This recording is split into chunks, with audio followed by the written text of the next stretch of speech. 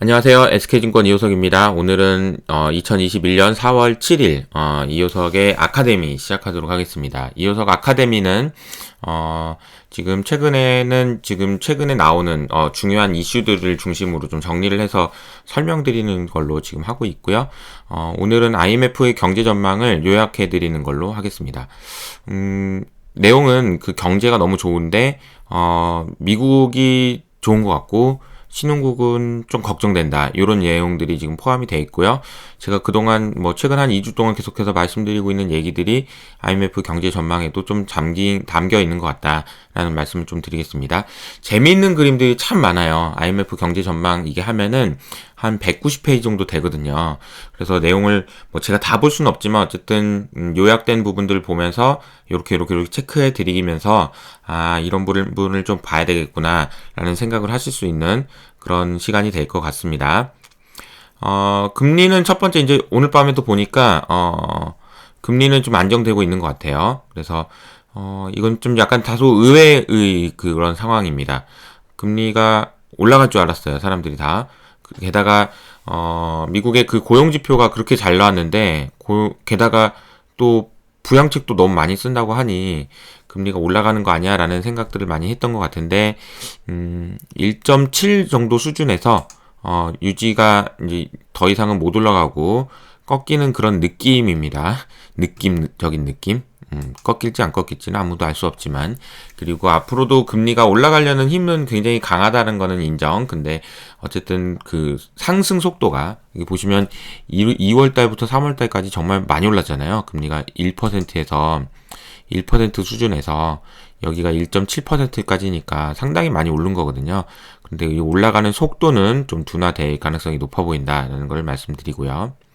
4월 달에는 오히려 미국 금리가 강세로 갈 수도 있을 것 같다는 생각이 좀 듭니다. 그러니까 미국 자산이 다 가격이 올라갈 가능성이 높다는 거예요. 미국 채권도 가격이 올라가고 미국 주식도 가격이 올라가는 그런 흐름이 예상된다는 겁니다. 좀 IMF 경제 전망의 그 이코노믹 아웃룩은 이게 그 다이버전트 리커버리를 어떻게 관리할 거냐라는 얘기가 나옵니다. 매니징 다이버전트 리커버리입니다. 내용 좀 보시면은 일단 그 그림 위주로 제가 설명드릴게요. 글로벌 이코노미는 6% 성장을 할 걸로 봤고요.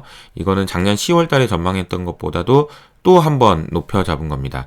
그리고 선진국의 경우에는 5.1%, 그리고 이머징 국가의 경우에는 6.7% 성장할 거라고 봤습니다. 이 그림이 상당히 좀 직관적으로 이해하기 잘 돼 있는 것 같아요. 영국의 이코노미스트지에서 오늘 아침에 이제 나온 얘기인데, 그 그림으로 잘 보시면 여기입니다. 미국 같은 경우에, 그러니까 이게 지금 이 색깔이 10월 달에 전망했던 숫자고요. 이 색깔이 4월 달, 어제 전망한 숫자인데, 어제 전망한 숫자와 10월 달에 전망한 숫자가 가장 차이가 많이 나는 건 역시나 미국이었습니다. 미국의 성장률이 상당히 더 좋을 걸로 봤는데, 그 이유는 백신이 보급 속도가 너무 차이가 많이 난다. 그리고 그 와중에 또 부양책을 또 쓴다. 라는 거였습니다. 그래서 어드밴스드 이코노미, 그러니까 선진국의 경우에는 성장률 전망치를 이렇게 높여 잡았는데 신흥국 로우 인컴 이코노미 같은 경우에는 성장률 전망치를 오히려 낮춰 잡았다라는 게 좀 특징적인 거다라고 보실 수가 있을 것 같습니다. 또 하나는 이 CNBC에서 이제 IMF 경제 전망과 관련돼서 스톡 이코노미스트와 인터뷰를 한 내용을 정리를 한 내용인데, 이 내용은 이 내용이에요. 쉽게 말하면은 상대적으로 어린 친구들, 어린 일자리, 그러니까 구직자들, 일하는 사람들, 그리고 로워 스킬, 일자리가 별로 스킬이 굉장히 요하지 않는 아주 낮은 수준의 일자리, 이런 일자리는 굉장히 영향을 많이 받는데, 그것은 선진국뿐만 아니라 신흥국에서도 있다라는 얘기고요. 제가 계속 말씀드리고 있는 고용시장의 양극화라는 측면은 미국에서는 되게 확인이 많이 돼요. 왜냐하면 미국은 데이터가 정말 잘 정리가 돼 있기 때문에 그렇습니다. 하지만 신흥국에서는 그게 확인이 잘 안 됩니다. 하지만 제가 보기에는 더 심할 것 같아요. 그래서 이 고용이 양극화가 된다라는 것이 뭐 제가 계속 말씀드리고 있는 인플레이션이 오기가 상당히 어려운 이유 중에 하나다라고 말씀드릴 수가 있다는 거죠. 자, 그리고 이제 또 하나는 이 그림도 상당히 좀 중요한 그림인데요. 글로벌 에듀케이션 로스라고 되어 있습니다. 그러니까 수업을 못한 날짜가 얼마나 되니? 라는 질문입니다. 코로나19 때문에 수업을 못한 날이 얼마나 됩니까? 그러니까 전체 국가에서는 50일 정도였고요. 근데 선진국에서는 15일 정도만 수업을 못했다. 근데 로우 인컴 디벨로핑 컨트리 같은 경우에는 70일 동안 못했다. 365일 중에 70일이니까 5분의 1이네요. 그죠? 이게 제가 지난번에도 월드뱅크에서 나왔던 자료, 이거 월드뱅크의 자료인데 를 IMF가 재인용한 겁니다. 이 월드뱅크의 자료를 보고 제가 말씀드렸던 게 뭐냐면 이게 교육이 양극화의 또 다른 시작일 수도 있을 것 같습니다라는 말씀을 드렸잖아요. 그러니까 교육이 지금 안 되는 거예요. 선진국은 잘 되는데, 지금 우리나라도 잘 되는데, 신흥국은 안 되는 겁니다. 그러니까, 그때도 제가 말씀드렸던 게 그런 거죠. 이런 것 때문에 생기는 그 경제적 손실이 약 10조 달러에 육박할 것 같다. 10조 달러면은 미국 GDP의 2분의 1 수준이다. 너무나도 큰 정도의 수준의 경제적 손실이 교육이 제대로 이루어지지 않기 때문에 나타나는 상황이 지금 진행되고 있다라는 겁니다. 이것도 신흥국과 선진국의 차별을 주는 요인 중에 하나다. 라고 보시면 될 것 같고요. 사실 이 그림이 사실 다 설명하고 있어요. 이 잠재 성장률과 실제 성장률의 갭, 잠재 성장률의 개념은 어떻게 이해하시면 되냐면요. 쉽게 말하면은, 네가 만약에 지금 미국에서 하는 것처럼, 막 부양책 같은 거 안 쓰고, 그냥 네가 생산할 수 있는, 그러니까 네가 성장할 수 있는 성장률이 어느 정도 되니? 그 얘기입니다. 예를 들어서 미국 같은 경우에는 뭐 한 3% 정도 됩니다. 이렇게 얘기하면, 그래? 근데 너 작년에 1% 성장했잖아. 그러면 아웃풋 갭이 몇 프로가 되는 거냐면, 3%를 성장할 수 있는데 1%밖에 성장 못했으니까 넌 마이너스 2%라고 되는 게 이 점들이에요. 근데 보시면, 그러니까 스페인 같은 경우에 작년에 이제 잠재 성장률보다 마이너스 7% 성장했던 거고, 이탈리아는 마이너스 6% 성장했던 거죠. 이게 작년과 올해를 합쳤을 때 그렇다라는 겁니다. 그런데 빨간색은 뭐냐면 2022년, 그러니까 내년하고 내후년이 되면, 자, 경제 성장률 전망이 아까 미국 기준으로 3%의 잠재 성장률이 있는데, 5% 성장했다. 그건 이제 빨간색이 되는데 이게 위로 올라가는 경우가 되는 거겠죠. 근데 그림 보시면 알겠지만 딱 위로 올라가 있는 국가는 딱 하나, 두 개 있는데 미국하고 캐나다가 있습니다. 이거는 성장률 전망이라기보다는, 그러니까 시험을 보는 걸로 따지면은 네가 시험을 잘 봤어 못 봤어가 아니고, 야 네가 시험을 보통 평소에는 한 80점 맞던 애가 90점 맞았네? 그럼 되게 잘한 거죠. 근데 80점 맞을 수 있는데 70점 맞으면 잘못한 거잖아요. 그런 걸 말씀드리는 거라고 보시면 될 것 같고, 이 그림이 사실 많은 걸 설명한다라는 얘기가, 인플레이션에 대한 얘기가 굉장히 많지만 오직 미국에서만 나오는 이유도 여기에 있다라고 보실 수가 있을 것 같습니다. 그렇네요. 네. 미국이 중요하다라는 걸 말씀드렸고요. 그 다음에 이제 회복되는 패스, 그러니까 회복되는 경로도, 선진국과 신흥국이 차이가 많이 난다라는 걸 보여주고 있는 그림이고요. 이게 코로나가 지나고 나서, 이런 팬데믹이 지나고 나면 항상 리세션이 온 거잖아요. 회복하는 구간이, 이게 선진국 같은 경우는 이런 식으로 회복하지만 신흥국은 이런 식으로 회복할 것 같다라는 굴곡이 많을 뿐만 아니라 한 번 더 충격을 받아서 격차가 많이 벌어진다라는 걸 보여주고 있는 겁니다. 안타까운 얘기죠. 자, 이 어제 경제 전망 자료에는 파이낸셜 스테빌리티 레포트라는 게 또 있어요. IMF도 그렇고 연준도 그렇고 스테빌리티 레포트는 굉장히 좀 중요하다고 저는 생각합니다. 왜냐하면 우리가 지금 시장을 보고 판단할 때 여러 가지를 봐야 되지만 이게 금융의 안정성이 정말 잘 지켜지고 있는 거냐라는 게 되게 중요하거든요.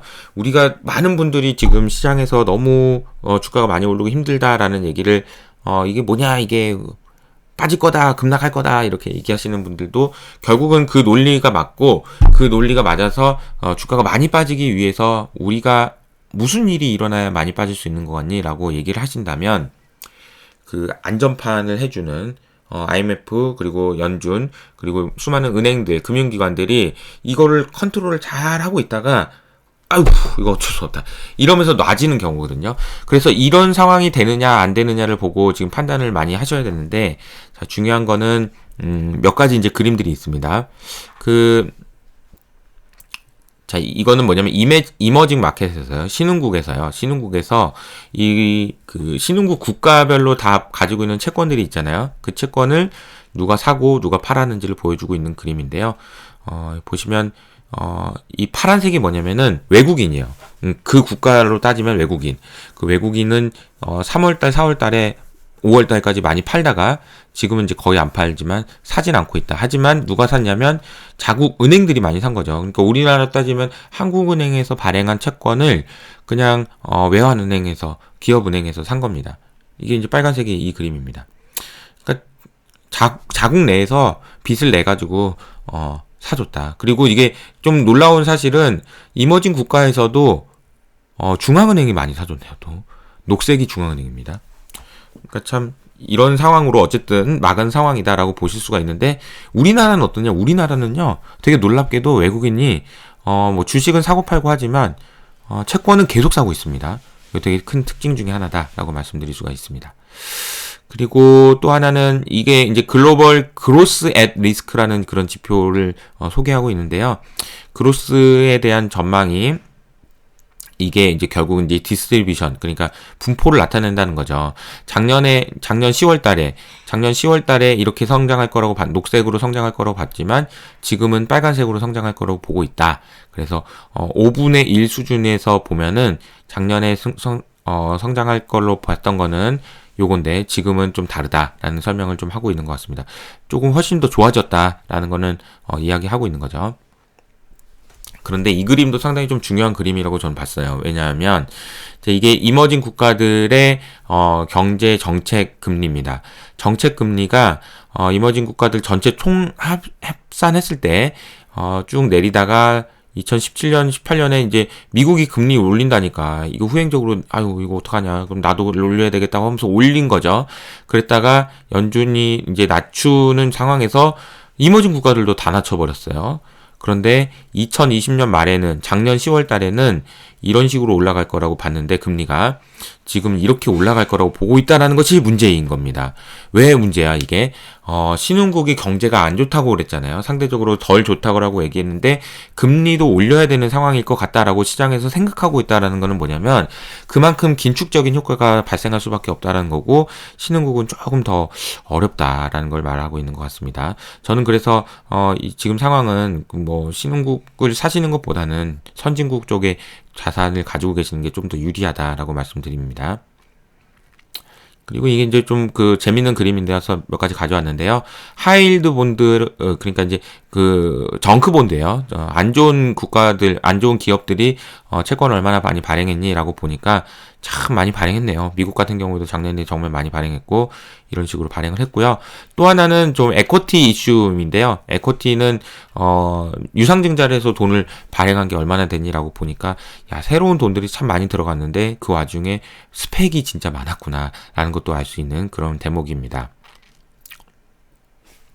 그리고 이거는 그 미국 그러니까 글로벌리 그러니까 투기 등급의 회사채가 디폴트가 얼마나 많이 났는지를 보여주고 있는 건데요.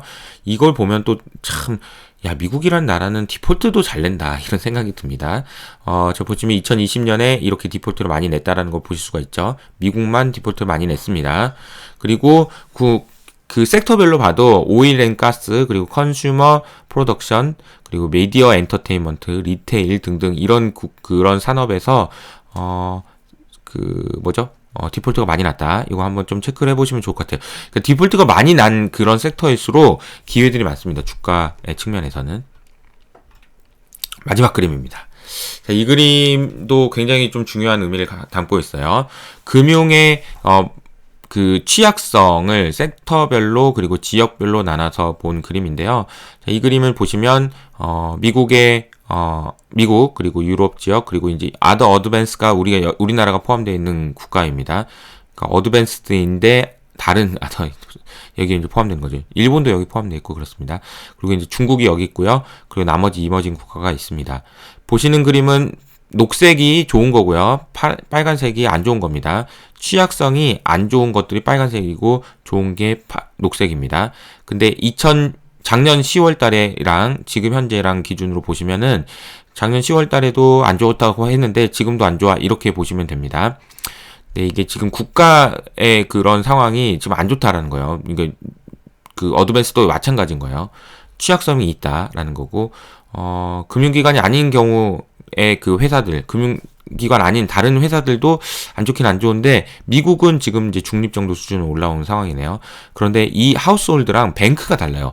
이게 굉장히 좀 중요한 것 같아요. 이게 무슨 말이냐면, 가게나 기업, 은행에서 취약성이 없어요. 미국은. 이게 상당히 중요한 것 같습니다. 미국은 은행이 지금 굉장히 건전한 상황이고, 은행이 앞으로도 좀 훨씬 더 좋을 수 있는 상황이다라는 걸 말씀드릴 수 있을 것 같고요. 그리고 이제 그 대신에 이제 에셋 매니저들은 좀 문제가 있다. 이 얘기는 아마, 아케고스, 빌황, 뭐 이런 얘기 나오겠죠? 그런 얘기가 나오겠습니다.